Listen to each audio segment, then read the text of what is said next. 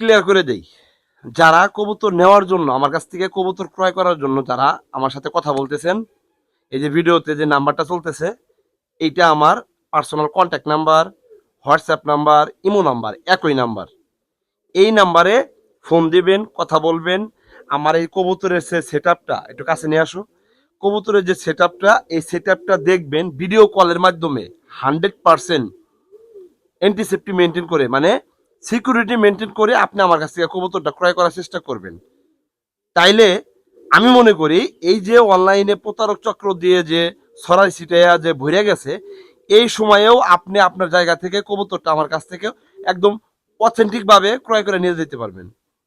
আপনারা এই মুমূর্ষু অবস্থাতে যে যেখান থেকেই 2টা টাকার বিনিময়ে, কষ্টের টাকার বিনিময়ে কবুতর ক্রয় করতে চাইতেছেন, আমি আপনাদেরকে বারবার বলতেছি, আপনারা 100% যাচাই বাছাই করে আমার কাছ থেকে কবুতরগুলো ক্রয় করার চেষ্টা করবেন। ইনশাল্লাহ আমি মনে করি আপনি কবুতরে কখনোই ঠকবেন না।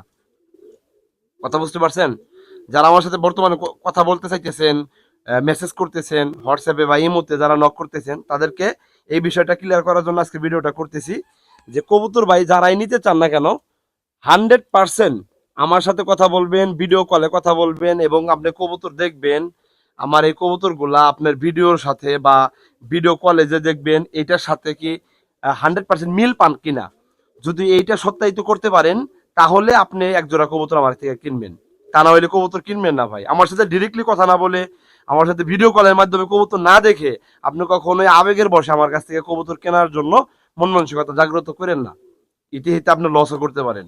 এই জন্য বলবো, ভিডিওতে যে নাম্বার আছে আপনি চাইলে আমার সাথে কন্ট্যাক্ট করবেন, পরক্ষণে ইমোতে যাবেন অথবা হোয়াটসঅ্যাপে যাবেন, যাওয়ার পর আমাকে নক দিবেন, ভিডিও কলে আমার কবুতর দেখবেন, আমার কবুতরের খামারটা, আমার লফটা আপনি দেখবেন।